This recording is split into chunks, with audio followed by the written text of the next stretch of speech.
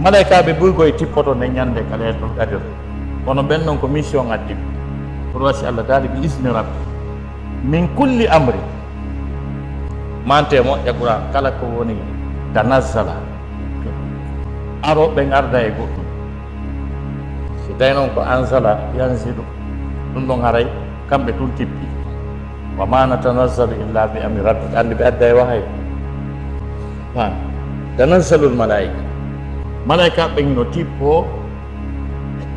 wa ruhu fiha wonde seydina jibril min kulli amri honno bi isni rabbihim e ɗum ay joom min kulli amrin ɓe arda e kala fiyakuji ko décision ji ƴetta ɗin ko ɗin dossier ji ɓe ardata e mum ko aya goo firi fiha yufrahu kullu amrin hakimin on ɗon on amrin hakimin koko programme on ko darta to konko décida konko ɗum wiyete amrin hakimin. Bismillah walhamdulillah wassalatu wassalamu ala rasulillah wa ala alihi wa sahbihi wa man wala. Amma ba'du, assalamu alaikum wa rahmatullahi wa barakatuh. Musidɓe julɓe tedduɓe, ɗen yetta Allahu tabaraka wa ta'ala juula e nulaɗo men on Muhammadin sallallahu alayhi wa sallam. Ray e bawgal Allahu tabaraka wa ta'ala e moƴƴere makko nden comme no fododirɗen noon no karamakoɓe ɓen senori e nde nokkure ɗo o en etoto tintidugol e maɓɓe tinugol ko ɓe wawa en ɓeyditande embere ko wawen tugorde ka dina meɗen.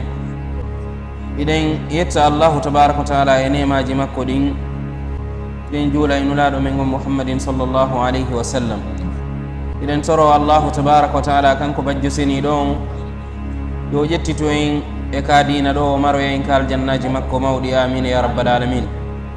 Aray hande ɗen wondi ɗo e ustaz Tayyib Ba Makkatal Mukarrama ɗo ko Masjidul Haram ɗo hewtinen ɓe konngol ustaz Tayyib sanna on tolna on werna on hani toronon Allahu tabaraka wa ta'ala yo Allahu tabaraka wa ta'ala waɗan on tawfiq ɓeyda barke on e gurdanɗan moƴƴina ɓattane ɗen waɗana en dendagal amin ya rabbal alamin. Haray ko saɗi moɗon ko tooli moɗon bisimilla moɗon embere ko Allahu tabaraka wa ta'ala tagina noon e mum o inchallahu ta'ala.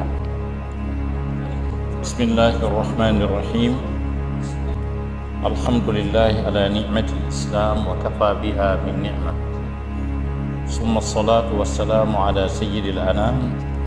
sayyidina wa nabiyyina Muhammad ibn Abdillah wa ala alihi wa ala sahbatihi al-kiram wa tabi'ina lahum bi ihsanin ila yawmin la maradda lahu min Allah. Ikhwani wa ahbabi fillah, أحييكم جميعا بتحية الإسلام وتحية الإسلام هو السلام. السلام عليكم ورحمة الله تعالى وبركاته. علي إن شاء الرحمن يوتر مندن إن كنينده mawnugol nduɗo lewru suumaye teddugol mayru e moƴƴereji heewɗi ko Allah subhanahu wa ta'ala waɗi e mayru ɗo lewru tedduɗo haray insha arrahman haray ko sifawanwa noon e wonata yewtere men nen ɗo insha arrahman. Haray musidɓe julɓe tedduɓe en andu dewal ngal fof maggal ko ngal yurmede Allah subhanahu wa ta'ala, farlugol dewal ngal e dow adama yankoɓe ɓen ko e moƴƴere Allah nden subhanahu wa ta'ala e yurmede makko ngal fof maggal. O waɗi noon noone no kanko bajjo seniɗo o tagiri ɓiɗɗo adama on noon ko waɗi e makko kon neɗɗo on o wawata wuurude gurnanka aduna ɗo tawa gurdam makko ɗan wonday e ɓuttu e teddungal e deƴere si wona hara neɗɗanke on diinini ko so tawi o woni e laawol diina so o wawa wuurude gurdam newiɗam wonɗan e teddungal e ɓuttu. haysko sabu ɗum ɗon tun yoni ko wawi wirude wondema kaɗo dina ka Allah subhanahu wa ta'ala shari ini ye rewmu wondema kaɗo dina ko ka yurme ko ɗum waɗi si Allah subhanahu wa ta'ala o daali laqad manna Allahu ala almuminin id ba'atha fihim rasulan min anfusihim yatlu alayhim ayatihi wa yuzakkihim wa yuallimuhum alkitaba walhikmata wa in kanu min qablu lafi dalalin mubin. Allah subhanahu wa ta'ala o daali o moƴƴike e gonɗinɓe ɓe laqad manna Allahu ala almuminin, mana kalimatu man ko jeeyaɗo e konnguli ko wiyete kalimatu mutaradifat. Kalimatu mutaradifat ko ɗum wiyete ka grammaire ka français ko ɗum wiyete des synonymes. C'est des mots qui ne se prononcent pas de la même façon mais qui signifient la même chose. Wiyete synonyme ko konnguli ɗi tawata nanone goto ɗi wolirte kono ko gotum ɗi tiɗɗi ko wiyete synonyme. joni so woni man woni ni'ma woni rahma woni ala sifa ɗiɗo piiji fof ko tindini kañum e fadl ko tindini bi maana ko moƴƴere e aya goo inna kunna nad'uhu min qablu innahu huwa alman huwa albarru rahim bi maana kanko bajjo seniɗo o moƴƴike e gonɗinɓe ɓe par ce que ko fi honɗum waɗi o moƴƴike e gonɗinɓe men ɓay o yiɗiɓe o yurmama ɓe ɓay fewdo ka dina kan arayno ɗon hari adna on satti hari sonja waɗi hari tampere waɗi hari jama o mapodi hoore mum hari ko woni ka hoore leydi ko o mapodi hoore mum ɗulle ko honɗum waɗ ɗum koko wahay on taƴi kon iwi annuhu alayhi salam annaba ɓenno ɓe ardi noon subhanahu wa ta'ala wiiri noon ka sortul mumin summa arsalna rusulana tatra mana ɓe jokkodir ɓe tongodiraali joni noon ƴentinede annabi Isa alayhi salam e jibinede rasul sallam wonno duuɓi 6 siècle wahay on araali conséquence ɗum ɗon on sattinno adna on ɓitti o mapode hoore mum ha ko jinnaji ɗin tigi sifi bimana ko honno yaasi on honno tan o wonirno on sa sattenen ɓayari ha hewti nokku goo jinna tigi wi awa sattata ɓuri ɗo mapota ko ɓuri ɗo anatake ɓuri ɗo ha kanƴe tigi wi wa anna la nadiri asharrun urida biman fil ard am arada bihim rabbuhum rashad. Enele men anda hara ko imma hara Allah falama warde kala ko woni ka o halka fof nde wotere ma hara falama addude goɗɗum ko jokke ko feewirte ko wawata addude yurmede e moƴƴe ko sabu ɗum waɗi on contexte ɗon jinnaji ɗin sifike contexte fewdo ka wahay on wonno arde ɗon no situation waw noon Allah subhanahu wa ta'ala kankadi o sifoyi contexte Qur'ana wi waskuru ni'matallahi alaykum iz kuntum a'da'an fa allafa bayna qulubikum fa asbahtum bi ni'matihi ikhwana. Hari ɓe jasi ngayka ɓe huɓɓi yiite ɓe daasindiri ɓe fof maɓɓe ha lutti joni yoɓe fof ɓe ar ɓe suba ɓe lanna nde wotere sabu sonja e tampere ko ɓe wonno e mum e ayrugol e wardugol ko ha ɗon sattata c'est à dire Allah subhanahu wa ta'ala o définissa e woni contexte on hara ko sarse au sens abstrait tele masengo ka grammaire ka porto français ɓe kadi ɗon no wodi ton ko ɓe enta abstrait kañum e concret sifa impiiji ko wiyeten kontelen ka men ga almajazi wa kuntum ala safa hufratin min annari fa anqadakum minha la fi harayno on safa hufratin hari mo wota ko situation on quoi. Allah subhanahu wa ta'ala o daali hari o woni ka toni yiide tigi tigi on fokkiti lanniden ko suma lannande wotere o ƴawni on garta joni noon ko on contexte mo situation on fewndi ɗon no jogodiri direct e dow lewru suumaye algol mayo ko ɗo so yiltike ayaje ɗen ko lewru num farlira kon ka sot bakara aya 163 ya ayyuhallazina amanu kutiba alaykumus siyam so dari on série ɗen ayaje ɗon iwi ka ayaje ɗen fuɗɗino yorde fi lewru ndun immitaka Allah ɓarindo to woni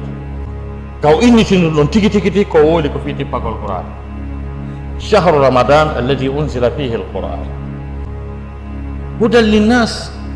wa bayyinatin min al-huda wal furqan. Pourquoi hudan linnas? Pourquoi wa bayyinatin min al-huda? Pourquoi wal furqan? C'est très important parce que ko situation aduna o fof bakko, situation humanité o fof bakko Allah subhanahu wa ta'ala fandina hewa e Qur'an bande wunti ben ka fimayre wiyete wolete wiye hudal linnas hewa hudal lil muttaqin mu'minina muhsinina e ɗum ɗo ono linnas ɗuɗa to yiltite mayde ndaro motte so yo yiiɗi buy noddo yolla so yi hudal linnas ji buy nder ton noddo yollande ɗum saaru ko mako to ɗa ko ɓe ganda to ɓeccitinaali ɗiɓɓol irande ɗum pay ko ɗo ko gandi kam en yettoyto on wawi ko fi hon ɗum wonani ɗon hudal linnas, c'est à dire c'est une direction pour toute l'humanité. Situation on hari ko concerne ko yimɓe ɓen na question julɗo ma kefeero hari fof ma bodiyol ko parce que hari humanité on no besoin ni e goɗɗum kaɓe fewta une orientation parce que satti e tawde ko ari kon kañum kadi change ay yimɓe ɓen change ay l'humanité on ko ari ka hudal linnas ko nde peewal wonande yimɓe ɓen ko à partir de ko nde ari ɗon gon au 7e siècle révolution ji gani molanaɗi waɗi e nder aduna o jonni tournure molanaɗo tournam molanaɗo dans l'histoire de l'humanité saabu argol mayre gogo on nde ñinni ko wiyete sariyaji ɗin kon droit ji ɗin kon fof mo kala hetti haqqeji mum ɗin nde yilti nde ɓanti nde waɗi promotion science on e gandal ngal par ce que ko toon ɗo on say au 7e siècle toon ɗo on say fi atome haala ko man yamal misqala daratin haala fi conquête spatiale uli durumata fi samawat haali fi médecine on fof no hawtodiri e hawri ko hawri kulu washrabu wala tusrifu saye ka labtane ɓenna sukkar ɗoɗima sukkar make ndiyam ɗoɗima ndiyam make médecine on fof hino ɗon wala tusrifu won ɗon donc e piiji ɗin fof e nder aduna on changement molanaɗo waɗi joni noon ko on changement jano molanaɗo waɗɗo ha gasi aduna on woni e laawol woni e peewal ha gasi ɓuttu ngun ari tabiti e pottal ngal e nunɗal ngal hakkude yimɓe ɓen aduna on deeƴi o heɓi tranquillité o heɓi no wuurire ko sabu ɗum waɗi si subhanahu wa taala no wiya on sharia mo addi ha gasi so tawi tun en accitimo e wonta ka wonnoɗen ɗon hal asaytum in tawallaytum an tufsidu fil ardi wa tuqattiu arhama yarli yetela si tawi on hucciti e ɗum ko tippi ko so wontata bonnoɓe ka leydi taƴƴi ton bimana en ɗammonna c'est à dire waɗidiro ko siha mubalaga lil qatay qattiu wiyali taqtaw taƴugol en ɗan ko ronkugol yuroyagol ɓeeɗama ɓeeɗa amma taƴƴitugol ko tuma fof wara ta ala ka en ɗan jokke wa tuqattiu arham donc ɗin situation ji ɓurɓiniɗi hawniɗi ko ɗum ɗon mbimana alqur'ana on ardi e muɗum e nder dow lewru suumaye jonniti aduna on orientation moɗɗo joni noon wonuɓe e ngal peewal ɓen e on ɗum ɗon ko ɓen ɗon heɓata gurdam deeƴuɗan ɗo wa man yamal salihan min dakarin aw untha wa huwa mu'min falanuhyiyannahu hayatan tayyibatan c'est à dire objectif dina kan tanke no ko haqqille men ko rewinte Allah ko fiya nato aljanna raya joni en faama dina ko fiino wuuriren ɗo taw si haala aljanna woloy gurdam ala e ɓaawo dina ya ayuha alladina amanu stajibu lillahi wa lirrasul ida da'akum lima yuhyikum ça c'est la renaissance on kalima yuhyikum ɗon ko ɗum wiyete français renaissance andu janggo français ɓe no andi ko ɗum wiyete renaissance no hecci wuurugol lima yuhyikum e donc joni noon ko ɗin piiji ɗon noon fof ɗin moƴƴereji ɗon fof soomi e ndu lewru joni noon e piiji avantage ji ko kadi korkakan horugol ngol yafanede bakkatuji ɗin e windanede baraji ɗuɗuɗi e ɗin moƴƴereji e ɗen deƴƴere wonki e moƴƴereji ko soomi e nder dewal ngal en terme d'adoration en terme de pénitence en terme de spiritualité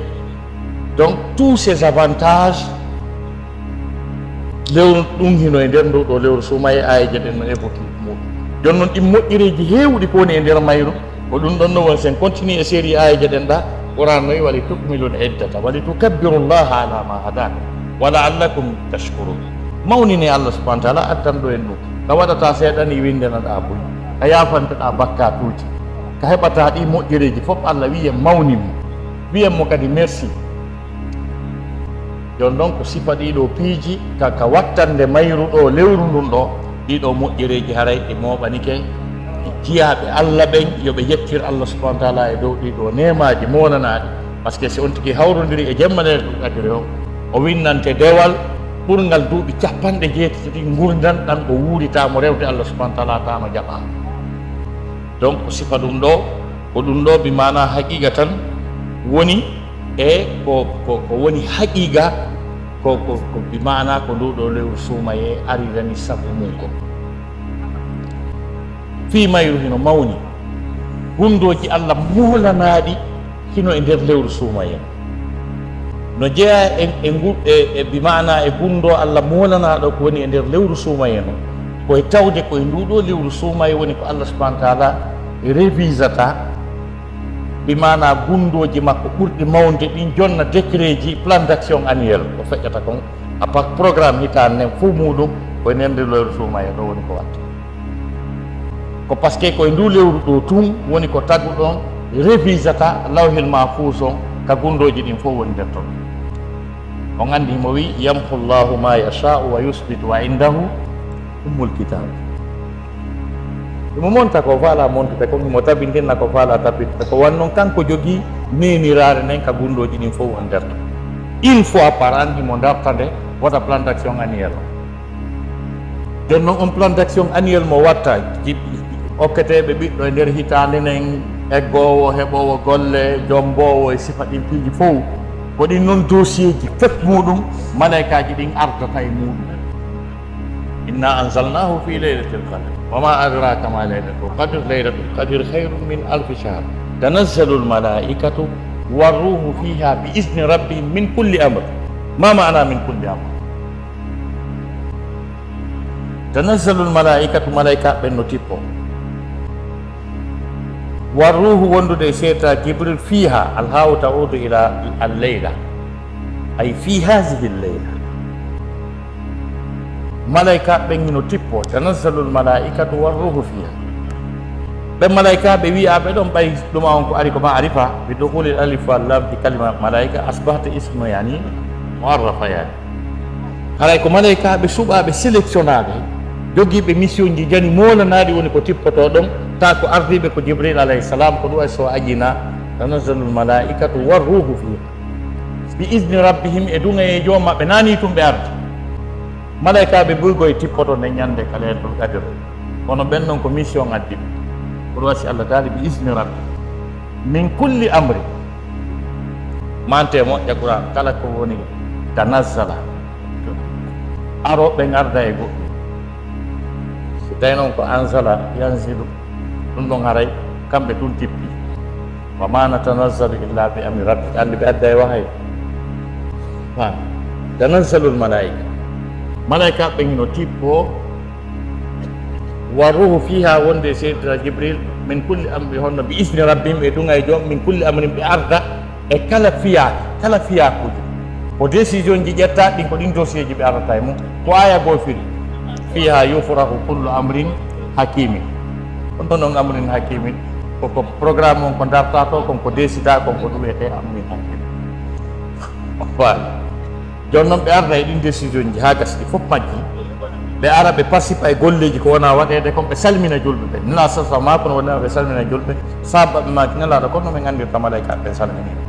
ɓe inni e saayi on e nder demma on tigui heɓay tan hunkun tawta ala miijade fi euro wala miijade fi dollar wala miijade fi visa wala miijade fi ɓe makko ta haqqille makko ɗen ko woni fewɗon ko fi Allah subahanahu wa taala rasul sa sallam maki tawno ara junngo malaikajo no e juuɗe makko ɗen yimɓe salmotel ko ɗum waɗi si tawi ɗon kadi ko mystére goo e gundoji monanaɗi ko soomi e nder ndu lewru somaye teddum joni noon kanko Allah subahanahu wa taala sanga kaw ƴettata ɗin décision ji jani hara yurmene makko ɗen hino yaaji e makko fiyo taw décision ji ɗin ko ɗi favorable wonande ɓi mana jiyaɗɗe o dokkal kadi ngal Allah subhanahu wa ta'ala okki rasul sallallahu alaihi wasallam fi gongel ngol fodari ko fodimo ko o fodine laaɗon sallallahu alaihi wasallam si aroyama ñande dalngal ko enen ɓurata naatde aljanna hadis mo imam muslim filli wonde man Allah subhanahu wa ta'ala landi kene laaɗon sallallahu alaihi wasallam o wi ko muhammad si aroyama ñande dalngal naatoɓe aljanna ɓe fof feccama pecce nayyi mi ƴetti feccere mi waɗanima an e mofte maɗa ɗen ɗe mofte luttuɗe sen mbi pecce tati no hawranma nelaɗo maki Allah yi e makko mo faala ɓuuri o wi si aroyama ñande dalngal naatoɓe aljanna ɓen fof sendama pecce tati feccere wotere an tun e mofte maɗa ɗeya mofte luttuɗen fof senda pecce ɗiɗi no hawranma nelaɗo maki Allah dalika si aroyama ñande dalngal naatoɓe aljanna ɓen fof e mofte ɗen fof feccama pecce ɗiɗi mofte guluji temedere guluji no gaytata sendi feccere an tun e mofte maɗen jettinde a feccere no hawranma nelaɗo maki Allah daali mi hokkima ɗum ɗon joni noon ko sabu on assurance sabu on hadis on wasitana sammakan sahaba ɓe kullukum tadkhuluna aljannata illa man aba o fof momon naata e aljanna sina sali ɗo wa qila wa man ya aba ya rasulallah hombo saloto naatde aljanna kombo sali nela sasamaki man ata'ani dakhala aljannata dare ɗo needi daayi noddano Allah subhanahu wa ta'ala ko jogo konngol ɓurgol newade ɓurgol labbede ɓurgol moƴƴudegol donc ko needi dawa on nela sasama maki hadis on en même temps kañum kadi ko yurmede Allah nde yaaji konko andi kon nde yaaji ma wono wiide man ata'ani dakhala aljannata wa man asani dakhala annar ko ɗo woni muqabilu on ka balaha ka kono ɓe maki man ata'ani dakhala aljannata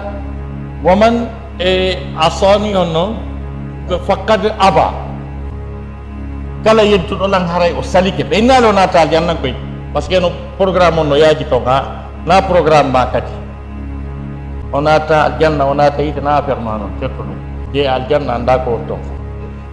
faami donc sabu noon ɗi moƴƴereji moɗanaɗi yallah subahana taala fodi nelaɗon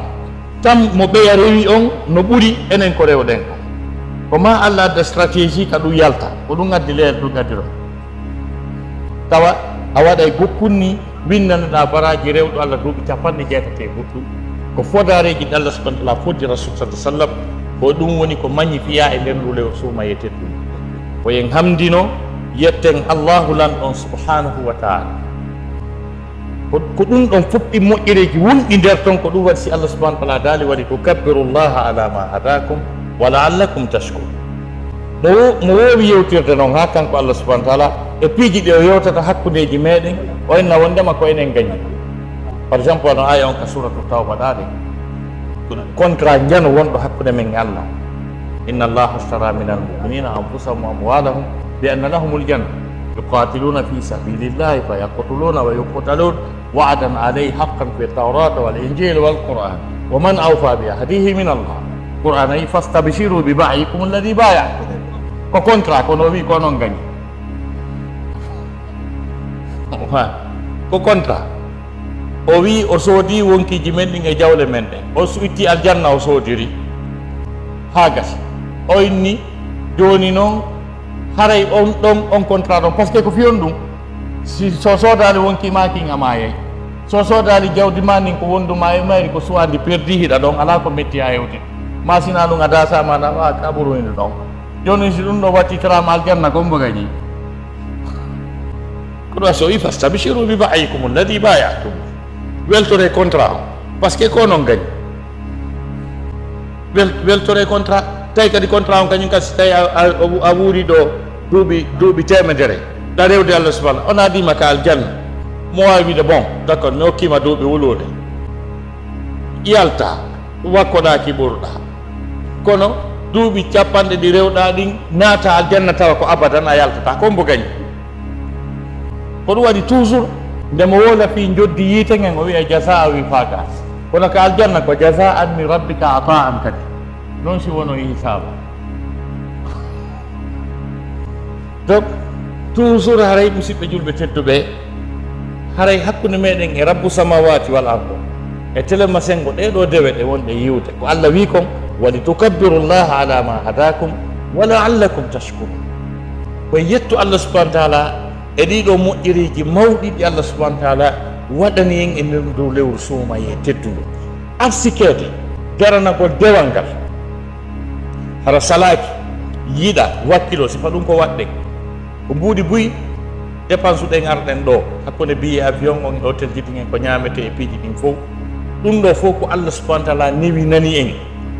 o yiɗani en moƴƴere nden o waɗi en e mayre sina ɗum wata wonde himo yewta ɗum o inna kadi o teyi pas sahaba ɓen ka fajorul islam hari ɓe eɓɓayno jalugol heferaɓe ɓen saliɓe ɓe mantora dina maɓɓe munnuna aleyka aslam fami ta ɓe faala mantorde dina kan on say qur'ana wi dalika bi anna allah habbaba ilaykum al iman wa zayyanahu fi qulubi wa karraha ilaykum al kufra wal fusuqa wal isyan ɓeeɗa kamɓe kadi o nanata ko qur'ana wi kon afaman zuyina lahu suu amali fa ra'ahu hasan kankadi labbinanamo o sikki ɓuuri ɗum ala on faami kanko kadi ngun kefera ko ɗum cuɗina haala ba foti ay goɗɗo nodde kikalajo mo duuɓi capanɗe jeɗɗi waɗe interview wiya ko on minen nde minen ko jimɓe on min tappata miɗen wawi ɗum min finu min tawi ɗum ka duuɓi joyi an mi fuɗɗi tappude jimɓe ta mo weltori kankadi ko ɗum ɗon cuɗina donc enen kadi sin cuɗinanama ka haɗo diina Allah cuɗinani en ka o yiɗini en ka o newinani en kadi waɗugol dewal ngal wali tukabbiru llaha ala ma hada wa la'allakum tashkurun mawninen mo saabu ko fewni en kon o newinani en dewal ngal yiltoɗen kañum kadi yettenmo kadi kanko Allah subhanahu wa taala yettenmo donc minute aji sappo e joyi ɗin kodi lannata ko 50 ko ɗum woni komi chronométrie ɗum ko minute goto luttiɗo donc en hamdino yetten Allah subhanahu wa taala e dow ndeɗo moƴƴere monanade o yiiɗo ceernoɓe ɓen ɗo duwaji maɓɓe nin ko ɓeynata allahumma ma abadnaka haqqa ibadatika ya allah allahumma shakarnaka haqqa shukrika ya allah c'est à dire ko waɗani en ko e ber ko jonni suɗen kon yiida yaada fiw ko ɗum noon taw woni fuɗɗon nden taw hakkude men e makko taw wona en holoɗen addi goɗɗum ko yurmede makko ɗen e moƴƴere makko nde waɗi programme ji men ɗinno marsude ko waɗani en kon tigi e ko sabbori en kon ber ko addude en kon hino fanɗi par rapport ko waɗani en ko ɗum waɗi ko en neeto ko en jebbilo yankinano ɗen Allah subhanahu wa taala torano ɗen Allah ɓe feewali ɓe hara en bewali e hoore maɓɓe par ce que salafu sali karmo koɓe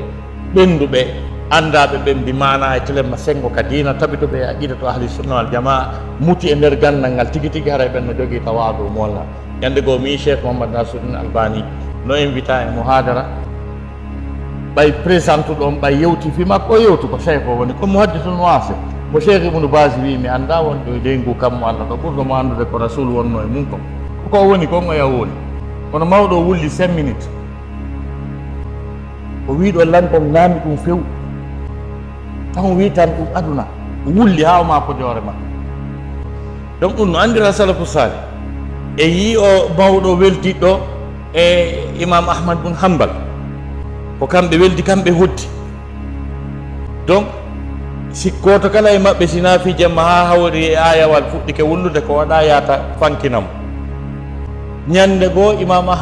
Ahmad bun Hanbal e ko nafata kon o hawri e aya Qur'an o fesi ha ɓeygure makko ɗen felliti wondema o wulla ha o maya o fankata ɓe yahno e mawɗo on ari fankingol mo ha gasi imam Ahmad bun Hanbal wi a nanali ko Allah taali ko a nanali ko Allah wi kon o janggani tum mawɗo on ayam o inni ko hombo woni on hande ɓurinmi min on mawɗo ronditi juɗɗen fesi tawi joni kon noon kadi jeejete tawi koko Allah daali ko wa bada lahum min allahi ma lam yakunu yahtasi feeñani ɓe ko Allah kaɓe sabbaki bimana fellita sa ari a naata aljanna programme ma o fof no marche murad no darte tawa na ko sikkuɗa imam Ahmad wi hande fewndo ɗon ko hombo woni gando karmo kojo accanaɗo fellitaɗo no hawrodiri e ko jokka ko golle mum no timmi ɓuuri mo o wi ko min tigui Allah wi oy ɗo donc koye nde ɗo yankinare e tippitare woni ko l'islam on noddi en e muɗum e yettugol Allah subhanahu wa taala e dewdewe ɗen hara en mantorali ɗe en bungirali en jalali ɓe arali ɓen en kontali wondema ɓen ɗon hay nokku ɓe hikkaki annen ko Allah subhanahu wa taala moƴƴi e men o addi en ɗo jogoɗe yankinare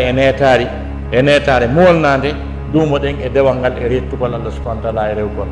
Assalamu aleykum wa rahmatullahi taala wa barakatuh. وعليكم السلام ورحمة الله وبركاته. جزاكم الله خيرا وبارك فيكم على هذه الكلمات. yewtere nden nde yeɗɗi nde laaɓi nde labama kondoji ɗin holti kadi fota ko wana seeɗa. ɓe weltanike karama koɓe fota iɗen toro allahu tabaraka wa taala kanko bajjo seni ɗon yo waɗanoyɓe ɗum ɗo kamandakeji maɓɓe moƴƴi ñande janngo, enen kadi faamina en rerɗina julɓe ɓen fof e janngugol alqur'an e to faama alqur'an. ɓaawo nde ɗin ɗon fof hawtodiri on tigi wakkilo no gollitira o alqur'an ɗo. eɗen toro allahu tabaraka wa taala yo newinan en o wawna en gollitirgol nde deftere makko ɗo e o sunnanulaɗo makko ɗo muhammadin sallllahu alayhi wa sallam. amin ya rabbal alamin. ara en jarni karama koɓɓen fota, en jarni kadi musidɓe baabiraɓe meɗen seniɓe ɗo umra e sukaɓe jannganakuɓe ɓoriɓe e duuɗe mawɗe e ndi leydi ɗo makkatal mukarrama mamlakatul arabia saudiya e kaɓe wawata ɓaŋorde fof. eɗen toro allahu tabaraka wa taala en dendagal yo allahu jaɓan en. hiɗe weltano kadi wonɓe en e ndarude kaɗerol men ɗo kumpital. toranoɓe allahu tabaraka wa taala ko toraniɗen hoore men kon woni jaɓanede ka makko kanko allahu tabaraka wa taala bajjo seniɗo on e nde o okkoyta en aljanna firdaus mawɗo on o hawtida en enen e mawɓe meɗen e dendagal ɓe guureji men e dendagal julɓe ɓen. aray e bawgal allahu tabaraka wa taala musidɓe julɓe tedduɓe en haaɗay ɗo kadi ha janngo inchallahu taala. wa sallllahu wa sallama wa baraka ala nabiyina muhammadin wa ala alihi wa sahbihi ajmain. wassalamu aleykum wa rahmatullahi wa barakatuh.